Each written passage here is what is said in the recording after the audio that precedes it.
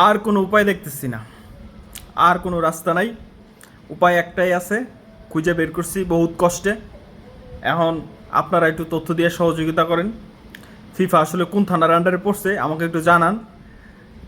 এবার যদি মামলা না করি তাইলে আর সম্ভব না। আপনারা একটু আমাকে এই তথ্যটা দেন, ফিফা আসলে কোন থানার আন্ডারে পড়ছে। আমি এখনই চাইতেছি গিয়া ফিফার বিরুদ্ধে একটা মামলা করবো। মামলা করার পরে এর একটা সুরা করতে হইব। যাই হোক, ফিফা যদি বাংলাদেশের থানার পুলিশের গেরা করলে পরে আর কোর্টের গেরা করলে পরে, তাইলে একেবারে এমনি সুজা হয়ে যাব।